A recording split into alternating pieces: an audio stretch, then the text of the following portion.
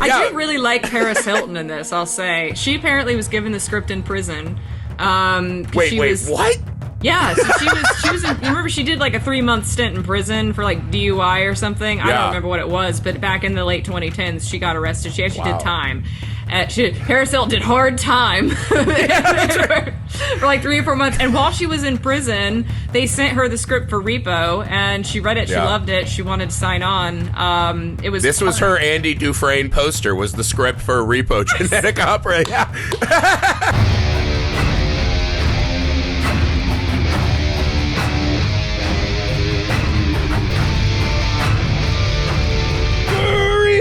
Friends, welcome back to the Messed Up Movies Podcast, a podcast celebrating movies and filmmakers that embrace the unhinged, the insane, the outrageous, the off-kilter, and all-around kind of messed up fun you can't take your eyes off of.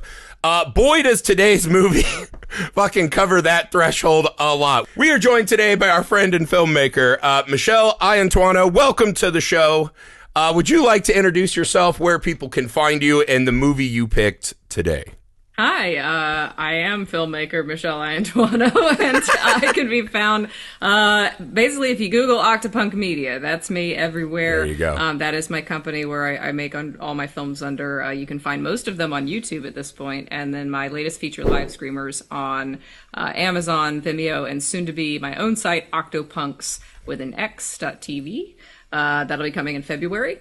And the movie that I picked today is an old favorite of mine that I discovered when I was high school when it came out. And that is Repo, the Genetic Opera. And I'm not a person who's like super into messed up movies. So when Heath came to me and was like, pick a messed up movie, I was like, I mean, I've never like seen a Serbian film or whatever. That's what everyone assumes when we send it. We get like this, I don't like Human Centipede. It's like, no. Yeah. Well, and at first I was like, is Shin Godzilla messed up? Like, I could watch Shin Godzilla. So we talked about that, but then I was like, wait a minute, hold on. One of my favorite horror movies of all time is pretty messed up, and it's Repo the Genetic Opera. You did good. You did good. Yeah, so a quick summary. Repo the Genetic Opera. Repo! With an exclamation point, the Genetic Opera. Not to undersell it. Is a story. Okay, let me get this, because this movie has a shocking amount of world building in it. Essentially, a worldwide pandemic causes our organs to start failing us. So this eccentric rich guy doctor, right, played by Paul Sorvino and his ponytail hairpiece, he invents a method to give transplant organs, right? Under this ruse of kindness. But what really happens if you can't keep up your payment, there are these repo guys that go out and pull your organs back, keeping everyone somewhat enslaved medically, right? We then follow... Well, it's just a musical talking about the fucking burdens of this new world. It specifically is an opera because there's very little dialogue. That's right. It's a lot of singing, a lot of... it's kind of like if you did karaoke in Blade 2, that kind of a vibe. That's kind of what... Or like, like the weirdest bar in The Matrix. That's what it looks like. It really reminds me visually of this bar I used to go get spanked at, Bar Sinister in Hollywood. Represent. You guys know who you are. There was a giant lady named Snowballs. I miss you. It was great. You could also, after you get spanked, play original Mario on a very small TV while you had a drink. So it's just a weird place that could have been in Repo, the Genetic Opera. So, Michelle, why this movie? What called out to you when you saw this at a young age and made you love it so much? So... I mean, I saw this came out when I was 16 or 17. I was like a senior in high school. And for my memory, it was really like the first R-rated movie I can really remember having seen. I think I watched 300 with my mom too young, like on TV. As a millennial rite of passage, really. But I remember the first R-rated movie I saw in theaters was Watchmen, Zack Snyder's Watchmen. Yeah. So a lot of Zack Snyder in the R-rated. But I remember my best friend Greg came over with a bootleg DVD of Repo. Nice. Right a few months after it came out, and we watched it in the living room. And I would say that like it was definitely the goriest movie I'd ever seen at the time. And I really hadn't seen a lot of horror movies at the time, so it wasn't like I was this huge goth kid who was just into all these horror. I was really not into horror till later in life. I think, just sort of the world building of it really called to me. I love stories that are able to have so much exist beyond the sides of the screen. Yes. I really liked Alexa Vega, most of the cast. I had watched Buffy when I was younger, so I was familiar with Giles, who plays Anthony Stewart Head, I think it plays the Repo Man, the father. And I was also a little bit of a drama kid, so the fact that it was a musical, and quite a good one. I mean, the music's really good in it. It really is. A lot of memorable songs, and that makes or breaks a project like this. If the music hadn't been good, we wouldn't even be talking about it. It would have just gone by the wayside and been forgotten. But I think the combination of really catchy songs, really interesting aesthetic, really original world building at the time. Of course, a few years later, there was that Jude Law movie that was not horror, nor was it a musical, called Repo Man, that was the same concept, and it was just basically a near future thriller. Yeah. We don't talk about that one now. Never would have again thought of that had you not brought it up right now. Did any of us ever see it? So I'm glad Repo the Genetic Opera beat them to the punch on the idea. That's right. And funny enough, so I had the soundtrack. I was obsessed with Blind Mag. I love Sarah Brightman. I was also a huge fan of Phantom of the Opera. And I wanted to play Blind Mag, like, in a performance of Repo. So I thought about, can I put on a performance? Can we do a shadow cast something in college? And that, and then I just sort of ended up forgetting about it until a couple months ago, really. And I don't know why, but it just came up in conversation with my friend MJ, where they had never heard of it. And I was like, let's watch it. So we watched it, and it was the first time I'd seen it in probably over 10 years, 12 years at this point. And it mostly holds up. The music is still great. Some of the performances and themes and stuff are smarter than I remember being younger. The one thing that didn't hold up, I will say, is I cannot believe how expensive that movie is based on what it looks like. It looks like it cost $500,000. It was like 7 or 8. I can't remember. I don't have the numbers offhand, but it was shockingly expensive. Yeah. There's a lot of the light is so bright on someone's face they look like a ghost shots in that movie. It was all right. The combination of Bloom and Lutz, I was just like, wow, this was really 2009. A lot of Bloom. Constant. There was a lot of that. I remember being a young kid, and it was when that Final Fantasy movie came out, and we all left the theater like, that's it. We'll never have a Tom Hanks again. Who needs him? Right? And it was like this, and Sky Captain, World of Tomorrow, and these movies were coming out, and you're like, that's the end. We'll never have humans involved in our art ever again. And thankfully, we have stayed it off, probably for these very reasons. Heath, do you want to talk a little bit about the background of this movie? Because this was originally a stage play, correct? Mm-hmm. Yeah. From my my intense, detailed, and long researched Wikipedia scanning. From what I understand, it was like way off, experimental musical. And at some point they do a short film, and I think a lot of people were expecting that to end up on the Blu-ray when it came out, but you can't find the short film anywhere. That's a bummer. And my memory of this was kind of like, to Michelle's point of it, seeing it on a bootleg DVD, this was like super underground. Well, I think we're a little older, but guys our age, the VHS tape that you always got handed like it was in the ring was Boondock Saints. That was like the big artifact we all wanted, was a bootleg Boondock Saints. I remember this movie was covered a lot on Ain't It Cool? It was kind of like, badge of honor. I saw this at Fantastic Fest. No one else has seen it. I remember the trailer. I remember this. Wow. I remember watching the trailer on LiveJournal. I'm pretty sure somebody posted it on Oh No They Didn't on LiveJournal. I think that is where I saw the trailer for the first time. Taking me back, dude. But this was Darren Lynn Bousman's passion project. Mm-hmm. He was involved in the Saw series. He did quite a few Saw movies, and I think this was... Kind of tracks. Yeah. That kind of tracks. This was his reward for turning in some profitable Saw movies. And Twisted Pictures and Lionsgate got behind it and said, all right, go ahead, do your thing. And this is what came out of it. You know, I honestly was tickled by it, though. I love dystopian future movies. I'm so obsessed with that, right?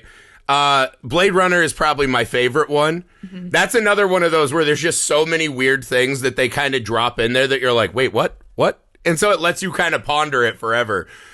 Did you latch on to any of the dystopian themes, Michelle? How does that play for you these days?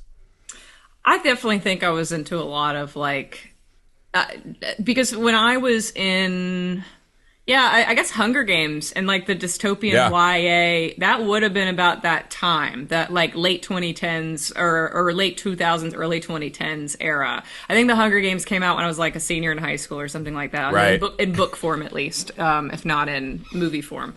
So there was a huge wave of that starting to crop up in YA fiction, and it was always sort of my favorite unit at school. I didn't want to read The Great Gatsby and stuff, but whenever we would come up with Brave New World or Animal Farm or yes, 1984, those I thought were interesting. I think speculative fiction in general, the fact that I got into horror through a sci-fi door is actually pretty on brand, because I was probably into sci-fi the most when I was younger. Yeah. So the fact that this kind of combined the two was something kind of new and interesting and mind-blowing. And really, to this day, there's still nothing like it. And I really do think that's probably the thing that resonates the most, is that I think movies that I latch on to generally are movies that either evoke a strong emotional response, like Interstellar is becoming one of my favorite movies since I lost my father, and it's just very cathartic. Or it's something that is just mind-blowing, something that I've never seen before. I go to the movies because I want to see something I've never seen before.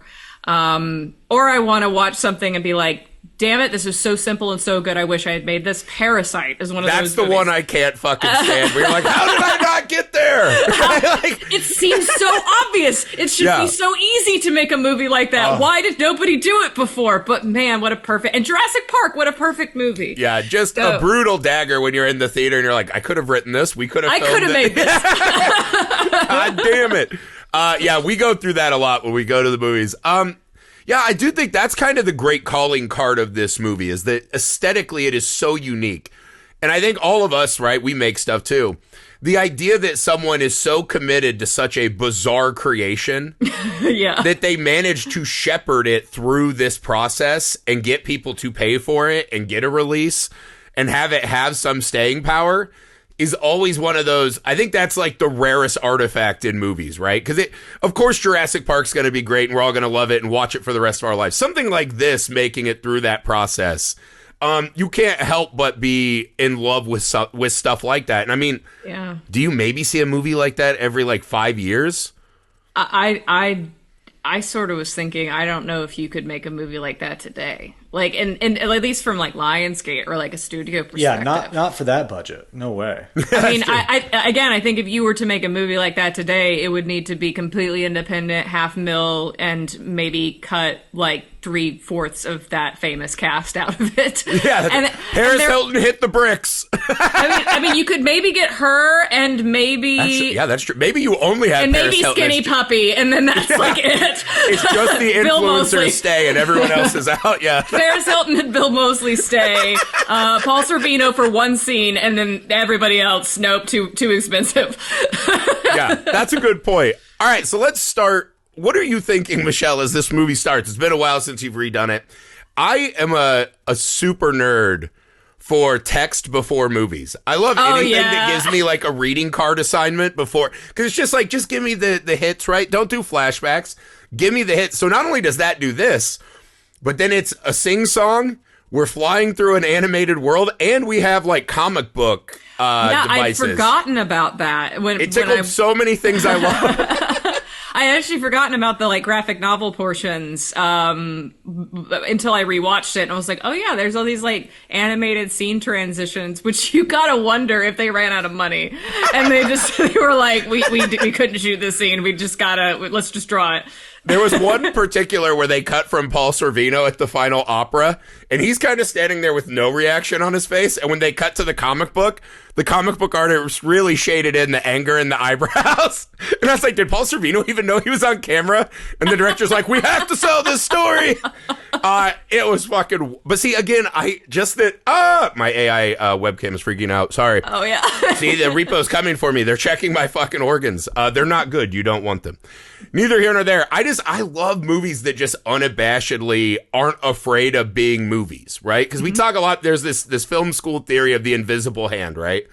That really classy movies, you have to just feel like you're completely immersed in it. I love movies that just smack you in the face with it. Like, hey, wouldn't you like this? Psh, psh, psh. You know what I mean? And this movie does that 1,000 times to great effect. Yeah, I think the theatrical roots probably come into play with that too, because generally theater is a lot less afraid of its own medium than film is, I think. Yeah. Like, in theater, they're not trying to fool you into the idea that you're not sitting and watching a play or watching a musical. It's like it's like you're here to listen to music. It's the suspension of disbelief thing. Yes, I'm playing 3 characters. You don't care. Like, that's part of it. Like, we're not asking questions here. There's an unabashed joy of just performing and like, people are watching us, let's go. Yeah, and they it's just love like, that. you get it. It's the gist of the story. Joan Jett's in her bedroom. Don't ask questions. There was something I came across. It might have been in a podcast. I feel like it was someone talking about it in a podcast. But essentially, the sentiment was that the difference between theater and film is that in theater, as the audience, you are in the moment. You are just kind of accepting what they're giving you, and you're not trying to get ahead.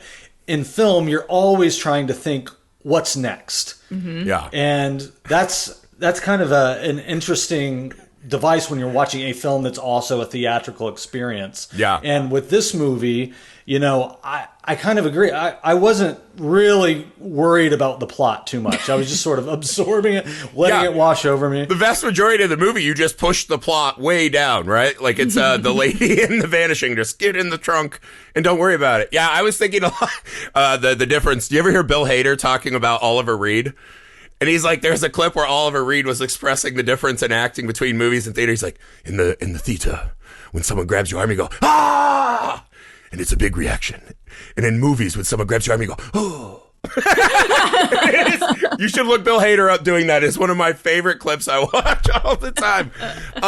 But again, I think this movie does, because you don't want to get bogged down in the plot when you're singing and telling us things as they're happening. We're watching it, right? Some of the best musical translations, like Rocky Horror. I think Hedwig and the Angry Inch is my favorite transition from musical to movie. But again, I think it's that embracing the cinematic tools while keeping that thriving heart of the kind of vibrant theater experience. And this one, where it sags a little bit in certain elements, the energy in this movie is daunting. Like, you feel like you're sweating on the couch keeping up with this movie. Yeah, and I do think the fact that it is an ensemble. And even though Shiloh is the lead, it's not all on her shoulders. They do a good job of basically being like, well, what are Luigi and the siblings up to right now? What is Paul Sorvino's character? What are his motivations? Like, he'll get a song where it's like, I have some secret motivations. I'm gonna screw over my children. They don't deserve the throne. All this sort of stuff. And then you have like Blind Mag, and she has her own things that she wants, and she gets a song. So I think that's I like ensembles almost famously at this point. So I think that's probably another appeal to me, is that rather than some musicals that do feel like you kind of are following like one or two people. I feel like, Wicked is like this. West Side Story is kind of like this. This really does spread out the story amongst multiple people. So even on some moments that maybe fall a little short, you do immediately go back to somebody else that's maybe more interesting.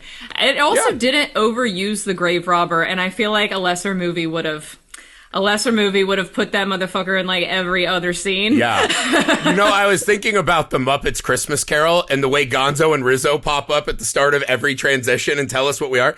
It felt like what we were going to do. Because again, I was thinking very Phantom of the Opera too when this started. Because he's just in the graveyard. He's like, I'm digging for bodies. Oh, yeah. And I'm like, why is she in the fucking graveyard? And he's like singing to her, but cops are coming. He takes a corpse like a battering ram and brashes down a stone wall, and he's just like, Eureka, there's so many bodies in this place.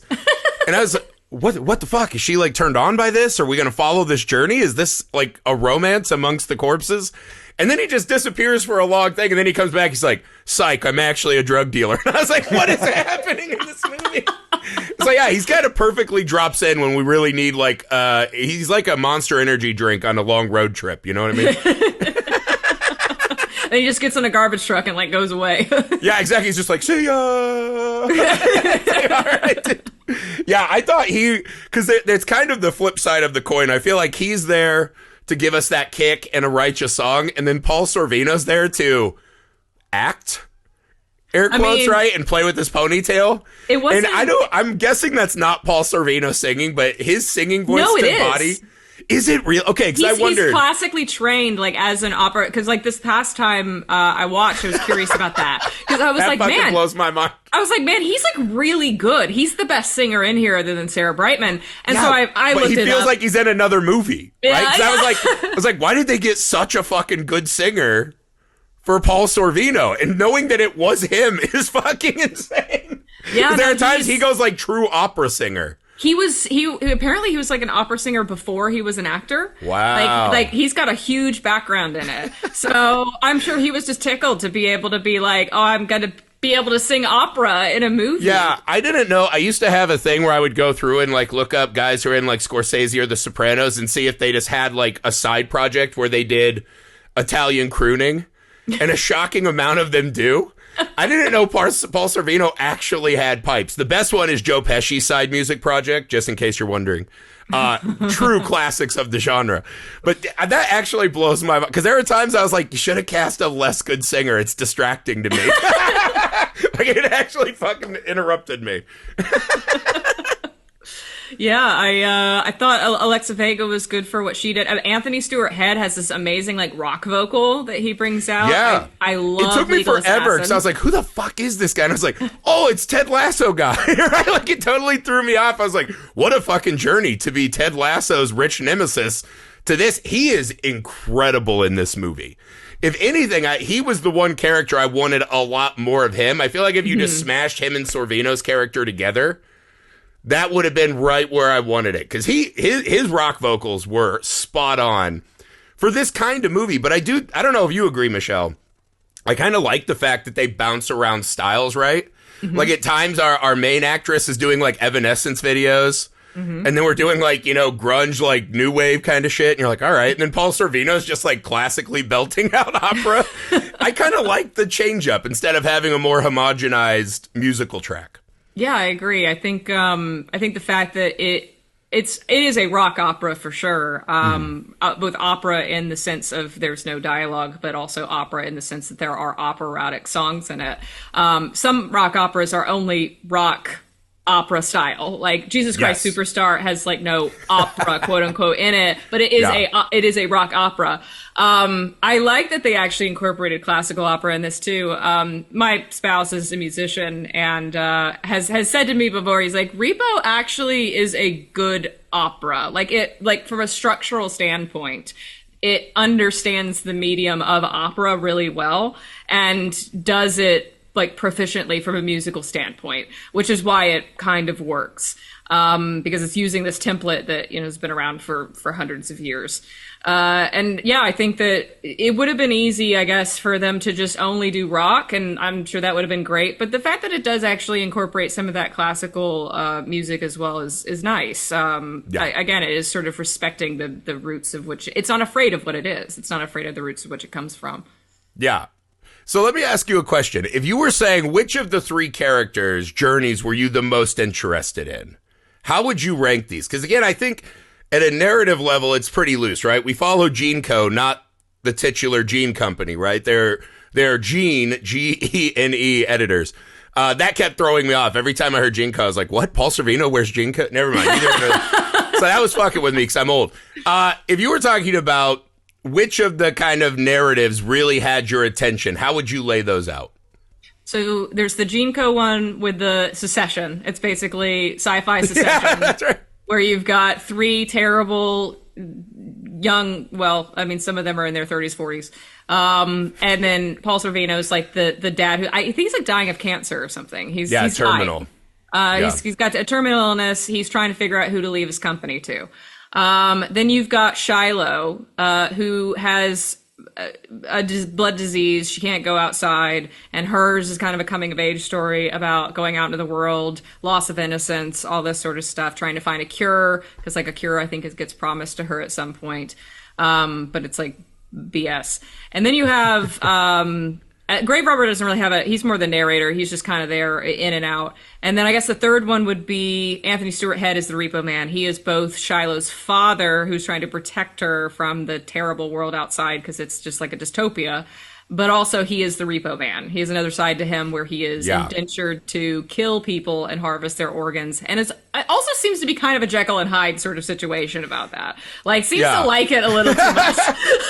I think the lady doth protest too much when he starts just whipping his knife around. Because I'm like, he's really hollowing them out before he, harvested. There's a lot of extra swipes going on. My favorite scene in the whole movie is the phone call when she's just like, hey, Dad, I'm not out doing things I'm not supposed to. And he's like carving up a guy and taking his spine. And he's like, I Shiloh, I'm at work. I'm doing normal work things. Yeah, it doesn't look good for this guy. I'm trying my best as a medical professional. It's like, all right, Dad, cool.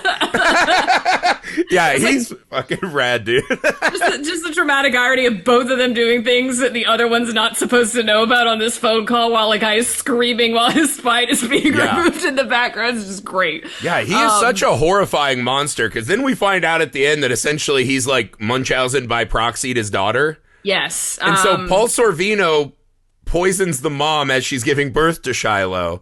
And the dad's, because he wanted her and he couldn't have her, right? Mm-hmm. Shiloh lives, and her dad's like, well, I got to protect her from the world. The best thing I can do is start poisoning my daughter. And I was like, I feel like that's a nugget we kind of forced in very quickly at the end. And next thing you know, she's just holding him like, Dad, you're so great. And I was like, wait. Are we not like concerned at all with what we just learned? I would say that of the three, I think Shiloh's arc is probably the most compelling to me. Maybe because I was the same age as Alexa Vega when, the movie came out. But also I think it hits on a few things that I like. Like I said, Blind Mag's my favorite character, and she probably has the most connection to Shiloh. I really like the song Chase the Morning, which they sing together when they meet. I like Didn't Know I Love You So Much, which is Shiloh's final song. 17's a fun song. Infected is a fun song. I think she has the best list of songs in the movie that I've always sort of liked to sing. The connection points between Blind Mag, between Grave Robber, her kind of being this lens to the world and being able to see and learn things through her probably makes her the best vehicle for world building as well. And since the world building is kind of the most interesting part of the movie too, you mostly get to see that through that character. So I would say, probably that's the most compelling. Although I was more invested in the Secession plotline this time than I was as there was definitely some, I was like, 'cause it felt like they were building up like Bruce Lee movie bosses where we were going to have to confront each of their particular quirks. And then it's like the guy with the face, he's just changing faces and getting blowjobs. And I was like, what? That seems like a cool gig. Like, what's wrong with him though? What's wrong? And then the other girl, they're just like, well, she's in the tabloid. She likes surgery. I'm like, but everyone likes surgery in this culture. What's wrong with her? Why? Like, she's doing drugs in a dumpster. Like, let's talk about that. And then Luigi Bill Moseley is weirdly his most subdued role I think he's ever played, which is very bizarre for this movie. So as the violent sociopath. He's just like, I'm the strongest and I'll beat you up. And they're just like screaming. I was like, yeah, let's do it. And then essentially they all exist for Paul Sorvino to just be like, you failed me. And I was like, that's cool. I like that too. I do really like Paris Hilton in this, I'll say. She apparently was given the script in prison. What? Yeah, so she was in, remember she did like a 3-month stint in prison for like DUI or something. I don't remember what it was, but back in the late 2010s, she got arrested. She actually did time. Paris Hilton did hard time for like 3 or 4 months. And while she was in prison, they sent her the script for Repo, and she read it. She loved it. She wanted to sign on. This was her Andy Dufresne poster. Was the script for Repo genetic opera? Yeah. This was basically her coming out of prison and being like, I want to be taken seriously as an actor. Honestly, I'll say this, if people are going to fucking yell at me online, I never thought she was that bad. She was really good in the House of Wax remake. She's perfectly fine here. Like, by the end of the movie, I had to re-look it up because I was like, that wasn't Paris Hilton, was it? Yeah, it was. That had to be one of those castings where they just, like, get a Paris Hilton type. And it's like, it's Paris Hilton in the scene where her face slides off like Uncle Frank in Hellraiser. Yeah. Like, I was like, she sold the moment just fine. It was great. Yeah. What do you want from her? I do think she's the weakest singer, but I do think that's another album you can find online. Not shocked at all. Stars Are Blind. Wasn't that in, what movie was that in recently? Oh, Promising Young Woman. They put that movie in Promising Young Woman. Yeah. Wow, nice. But her acting, yeah, I mean, she's cast a type, and she doesn't phone it in. She isn't like, you would think a casting like that's a stunt casting, and she's just there to get a paycheck. That wasn't the energy that she put out. She put out that she's like, I know what movie I'm in. I'm having fun. I'm gonna do the job that I was given, and I'm not gonna half-ass this. And like, I appreciate that. I also think that like her being willing to play kind of a parody of herself in a lot of ways. Yeah. And also like, not being a diva about, your face is gonna fall off and all that sort of stuff. It's like she seemed like a good sport about the whole thing. Yeah, I mean, she was super and like, I think it's hard to go back and remember how fucking famous she was. She was like, you very couldn't famous not at the time. see her face everywhere for like 3 years. And so for her to take something like this on because she found inner peace in prison is actually kind of beautiful. Yeah. I didn't know I assumed it was a stunt casting as well. I'm learning a lot about this movie I did not know previous. That is blowing my mind. So I have a tidbit for you, Michelle, and I'd like your opinion on it. Mm-hmm. Apparently, in the short film version of Repo, one Michael Rooker, who is one of my all-time favorite actors, played the role that Anthony Head took on of the like evil Repo man. He was the name of the character, it's just falling out of my head. But Nathan, Nathan. Yeah, so Michael Rooker I adore for many roles, right? But I always go back to Henry, Portrait of a Serial Killer. It's just a movie that like really got me on like a genetic level and scared the dog shit out of me. Do you think he could have slotted in here, or is he just too scary and doesn't have that phantom bravado that Anthony Head brought? Man, Michael Rooker would have been good. Is his like Southern accent, does he only do that for Guardians, or is that actually his accent? It's a little heavier in Guardians, but yeah, he kind of has that accent type. I mean, yeah, he's kind of like a beefier Woody Harrelson in a lot of ways. That's a good call. which is, I guess, in the world that they created for the film would have been a little weird. Like, yeah. I think he would have been a great Repo Man. I don't know if he would have been a great Nathan, like the dad. Maybe Luigi. Maybe he's a Luigi. Oh, yeah. I also think, like, he probably couldn't, like, Paul Sorvino should just stay Paul Sorvino. He was awesome. He probably could have pulled off Luigi, probably. But, man, that's tough, because, like, I do think that, given the chance in the alternate timeline in which they made the movie with Michael Rooker, I think it would have probably been fine. We wouldn't have known any other difference, right? That's right. But I do think Anthony Head being kind of this like mild-mannered Englishman, and you also sort of have the meta casting of he had been Giles on Buffy for like 8 years at that point. That was primarily what he was known for, and Giles was like the nice mentor character. He was like kind of the surrogate dad character. Yeah. So there was kind of like, you go in as a nerd, seeing Anthony Head, and you're like, ooh, dad, comfort character, and then the psychopath thing, because they don't lead with it in the movie. It is kind of a twist. Yeah. They don't drop until like the turn of the second act. Yeah. So the fact that like he goes downstairs and sings Legal Assassin is just like BT dubs, I'm the Repo Man and I'm a psycho, is like, whoa, you're like kind of maybe not actually expecting that if you hadn't seen the trailers and like, or like knew anything about the movie going in. Whereas like I feel like with Michael Rooker you would have never like, immediately up to no good. You're like, I bet this guy loves living in an organ repossession society. My assumption would basically have been that Shiloh was a child he was supposed to harvest the organs of when she was a year old, and he adopted her and stole her. Like, wow. Yeah, that does kind of there is a genteelness that the British bring. Yes. It is, because he does just seem like, oh, look, a good doctor amongst the wasteland. And then he's like, psych! Yes. And he fucking puts his little helmet on and starts fucking everyone up. So one of the best things in the movie, again, I really don't understand Paul Sorvino and Anthony Head's battle in any manner, having watched this now. I have no idea what the fuck was going on. Why Paul Sorvino wants Shiloh to just take over the business, other than that his kids are fucking maniacs. Mm-hmm. But I thought this final opera was such a cool device, because one of the things I was struck by in the movie, I love the constant intrusion of like the governmental system, which feels like just the corporation yelling at you the whole time, right? There's a lot of like loudspeaker, like, you know, dear leader kind of shit going on. I thought the beyond the screen element of these genetic operas, which we see are broadcast on state TV every day. Yep. Where there's this weird little room where these fucking creeps show up to kind of sing, and like a mom's like, I had a baby, but check out my tits.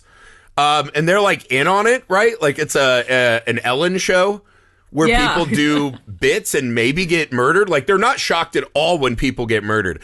I thought this was such a fucking badass set piece, because the thing I was worried about as the movie was going on is I was like, how do you have a show-stopping finale to this story that will carry the weight? I think they fucking crushed it. What do you make of this final display, Michelle? I think At the Opera Tonight is the song that I use as a standard in my head for Act 3 doorways in musicals.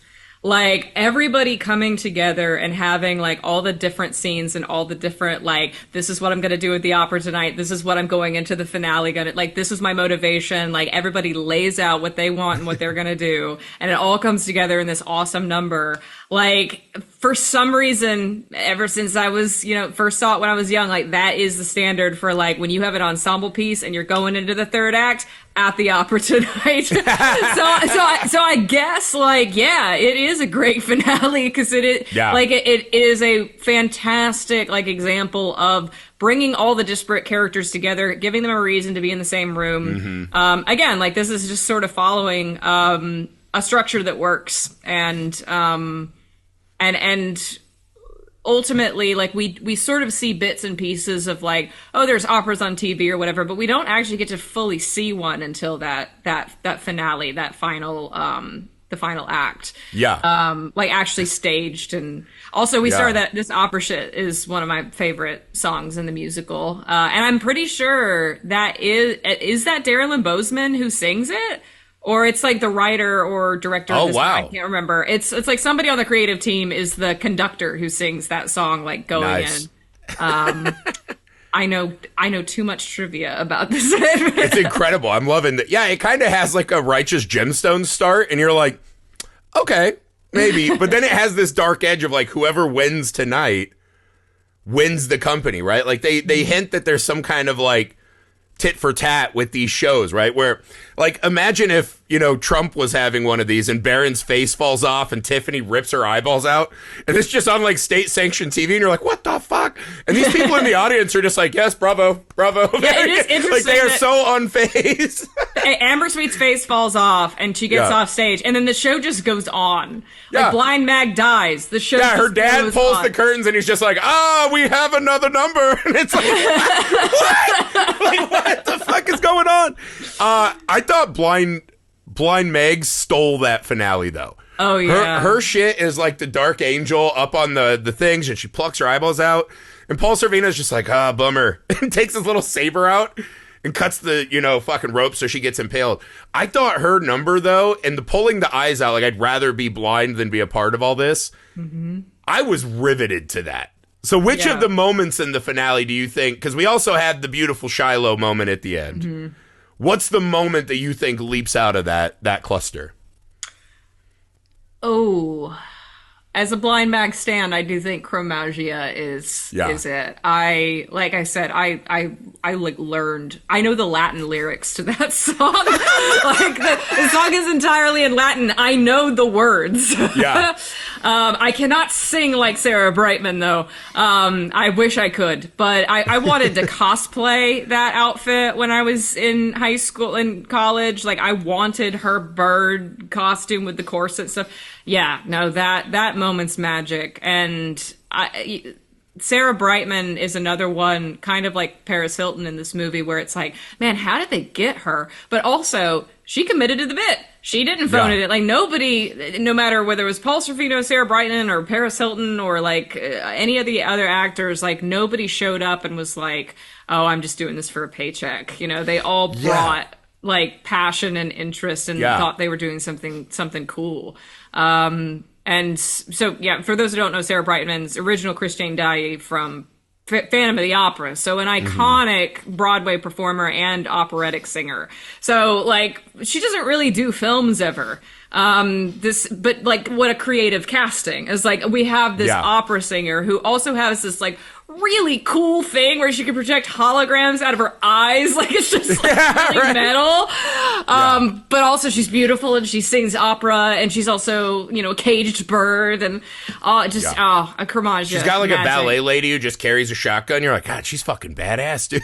Yeah, she always looks amazing, just in every scene. Every time she walks on screen, she looks incredible. I wanted the contact lenses that were all those are fucking weird cool. And blue. Sure. They reminded me of the giant dude from Ghost in the Shell that runs around with the assassin. He's got like the cool robot eyes, and I'm like, I think if I had to upgrade a body part, we all know what number one would be. That's just a man thing. But number two would be robot eyes, for certain. That would be what I would go for. Or Mega Man gun, the Mega Buster. That would be the three. I thought it was, to your point, I think the thing I take most from the movie that I love is this manifesto feeling. People saw this and read it and somehow comprehended it and just felt very committed. Because there is that, to your point, that opening with Paul Sorvino, I was like, oh, this is kind of sad. Like, Paul Sorvino's like, how the fuck did I, like, he's calling his agent, like, what the fuck am I doing here? And then you're like, oh no, he, like, by the time he's coming down that elevator just minutes later, he's like doing like a grandiose monologue, and you're like, fuck yeah, dude. Like, he's really into, and I think that's what I take away. So we like to do this at the end of the show, or near the end. Most messed up moment of the movie. Oh, right? That one's easy. So if you had to rank, okay, here we go. What is your most messed up moment in this film? Definitely the Repo Man gutting and puppeteering a guy. using a corpse as a ventriloquist dummy. Yeah. That's a bit of abhorrent behavior for certain. Yeah, I don't know. I think if I had to pick one, it would be Shiloh forgiving her dad 5 seconds after learning he poisoned her a bunch.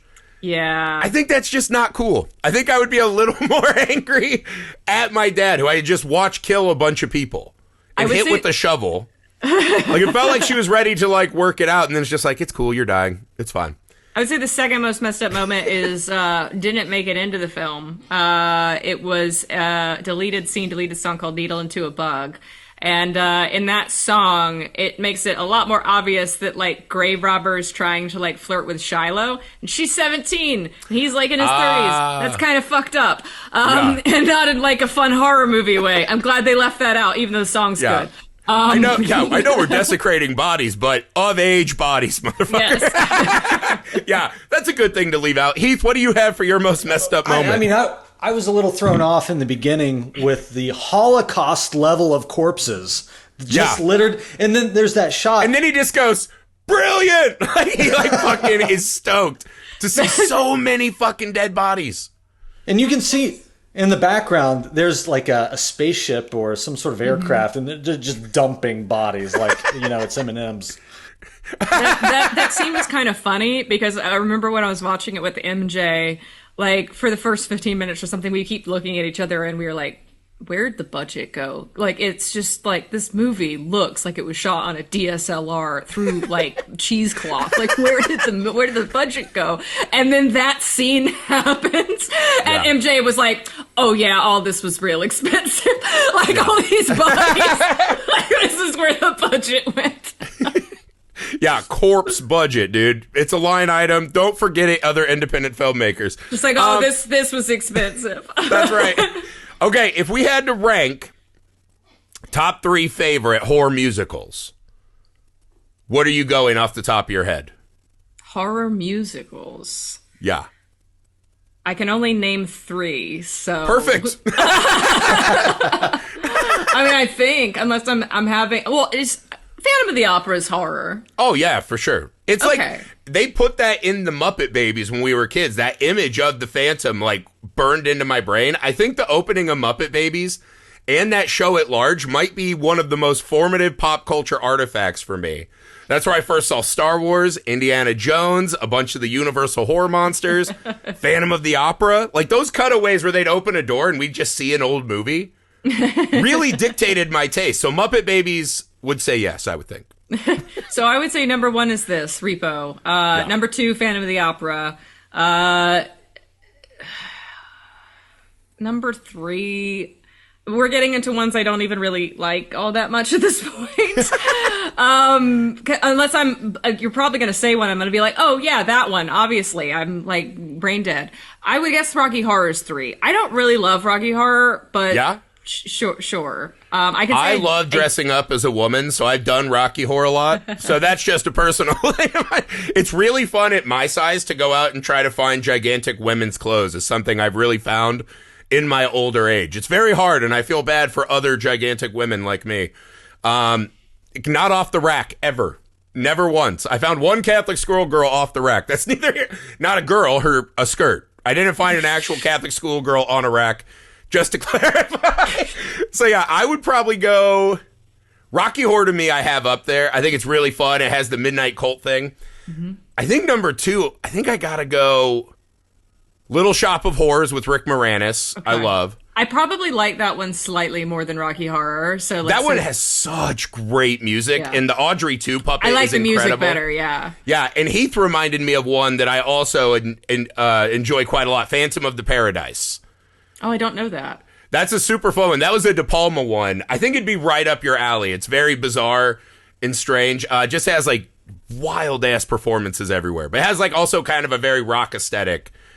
Which I like. So I think that would be the list. Those are kind of the big ones, I think. But it is often, I find it very funny how many horror stories feel so naturally fitted to musicals, which feels like they would be diametrically opposed genres. I was really curious about the Saw musical that was off Broadway last year. Really? I didn't even know that. The unauthorized Saw musical. And there was also a Scream one, too. They were both very gay, I think. It was great. I wanted to see both of them in New York, but didn't get a chance. I think I would fucking love that, especially Scream. I feel like that is so primed for a super fun musical. That's a great idea. So in closing, Michelle, just once again, what is your love letter you would write to this movie? If someone had listened to all of this and they're still not convinced, what's your kind of final pitch for why you love this movie so much? Man, I mean, I can say as somebody who like isn't hugely into musicals, a musical has to be really, really catchy in order for me to get engaged. The fact that I love it so much really says something. You get to see Paris Hilton's face fall off. That's great. That's super fun.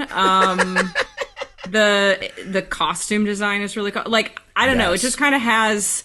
It's just something you've never seen before, and it's also like under 2 hours. So I want to say it's quite short.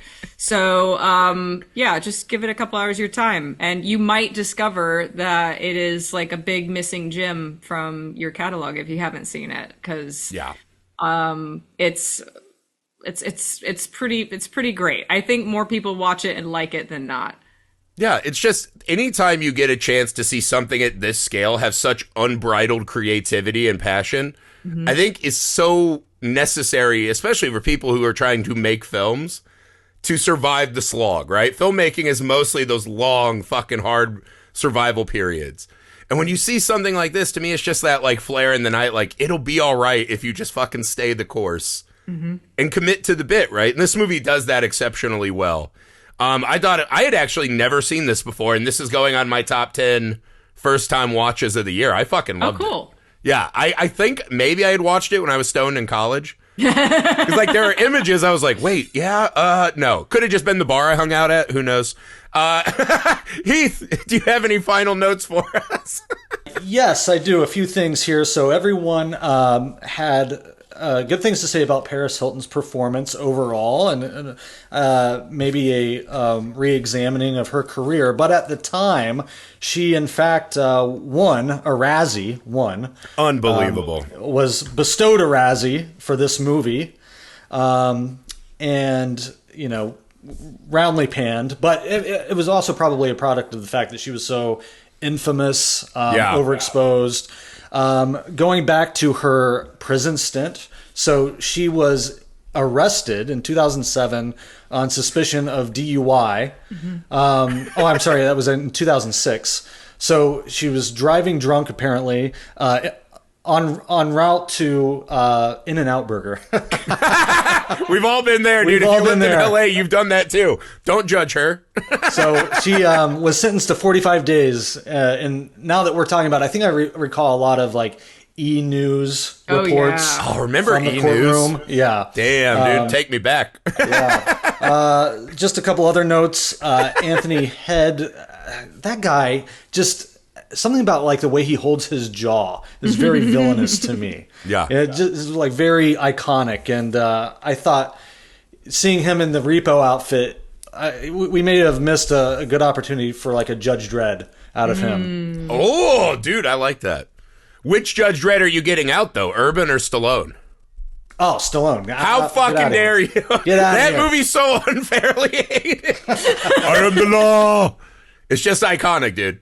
Talk about world building. I think we need more Judge Dredds, not less. That's my platform. Just for do election. a third one that will make no money. I know. No justice for Judge Dredd. And just one last plug from me for horror musicals. I'm a Sweeney Todd apologist. I know yeah. Johnny I love Sweeney Depp Todd. and Helena Bonham Carter cannot sing a lick, but I really like that movie a lot. And speaking of Burton, I felt like Blind Mag really was a true Burton vixen. She had that whole aesthetic. So I feel like he has the saddest little room in his house that's just like porcelain white, like skeletal women, where he goes and just like feels in his happy place. He has a type. Let's say that. I'll tell you this. Weirdly, I'm an apologist for the movie Jersey Girl, and the deployment of Sweeney Todd in that movie is one of my favorite little. When I'm having a bad day, I watch the end of Jersey Girl with the Sweeney Todd scene. And Ben Affleck also can't sing a lick, but it's fucking sweet, and I love it, and it's morbid. So that's it. Thank you, Michelle, for joining us. Would you like to tell everyone again where they should? No apologies, no excuses. Go pay to watch live screamers. Yes, it is on Amazon VOD for UK and US people. If you are international, you can find it on Vimeo. Honestly, livescreamers.card with 2 R's .co. You can find everything. Also, if you literally Google where to watch live screamers, my Reddit post will come up and you can see the list. It's good marketing. SEO. And like I said, I international and everybody will also be able to stream the movie for $4.99 a month, which is also the same price as it is on VOD. But this way you will get our entire library, all the new stuff we have coming to octopunks.tv. So that's just like a little membership service that I have launching in February. We've got a tabletop RPG show. We've got interview shows. We've got improv comedy show a la Whose Line Is It Anyway. All of that is coming in our first year because we just had a successful crowdfunding campaign where we raised enough to cover production costs for a year, bought a red, which is great. Yeah, you're one of those people we look at, we're just like, how does she work so fucking much? It is incredible. Live Screamers is fucking incredible. We were lucky enough to see that one at Genre Blast. Incredible movie. Make sure you go do that. Make sure you go support Michelle and the Octopunks cause. Make sure you stay tuned, guys. We'll be back Monday with a new movie. Please, if you would be so kind, go to the Messed Up Movies Podcast Patreon. Support the show there. You can find us on YouTube at Misfit Parade. Help all the causes, people, or else we might come for your organs. That's not a threat. I'm just asking questions. That's it.